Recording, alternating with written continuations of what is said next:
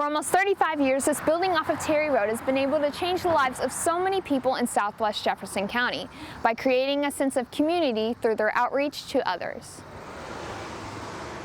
The biggest majority of people that we see are extremely grateful for our help and have told us over and over and over again, I don't know what we would have done without you. Karen Minton has worked at Southwest Community Ministries as the Emergency Assistance Director and has seen the impact of this ministry firsthand. We help enough to get them through a crisis.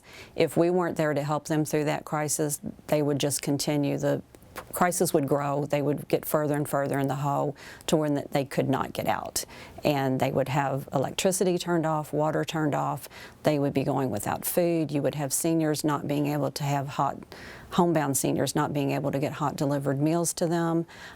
You would have people that are being homeless because they couldn't pay their rent. It would be absolutely devastating. One of the people whose lives have changed by the work of this ministry is Alicia Rudin. They have helped me out a lot. I was in a really bad situation with roommates where I had ended up illegally being evicted, going homeless with my daughter. And they helped me get a residence. They helped me get situated with food, helped me get back up on my feet, and even helped with some certain programs. The change that was brought to her life is the mission of this ministry.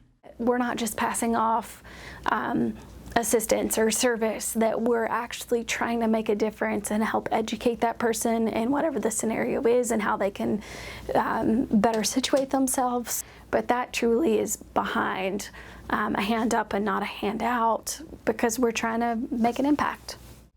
Through this mission, approximately 11,000 mouths have been able to be fed through the food pantry held here Monday through Friday.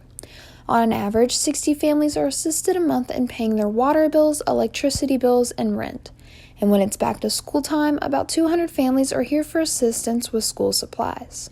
We have a Dare to Care distribution site, so that means that we have a food pantry that's open Monday through Friday. We have a emergency assistance program. That means that we can help with rent, water, and LG&E.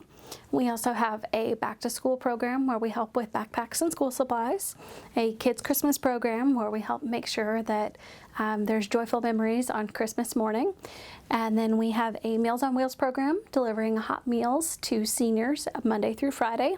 And we have our self-sustainability program trying to help people get back on track, teaching financial literacy and things of that nature. But all of these services could soon have to cease because Southwest Ministries has a couple of roadblocks in the way of their mission. Money, when it comes to government, like governmental funding, is never guaranteed. But in a case where we've been around for 35 years, I really hope that we can advocate enough and get enough SWCM ambassadors to help us talk about what it is that we do here in order to maintain that funding, because it has been threatened and it's still not safe. And according to a 2016 financial statement, that would mean about 1/4 of funding would be cut. That could now end the helping hand that was out for Alicia.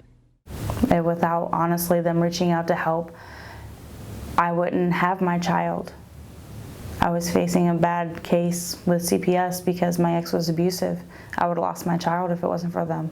We don't frivolously spend money. Like I said, we keep our overhead as low as possible.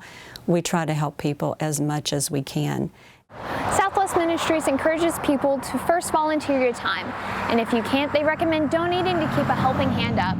I'm Pleasure Ridge Park High School correspondent Madison Weiss reporting.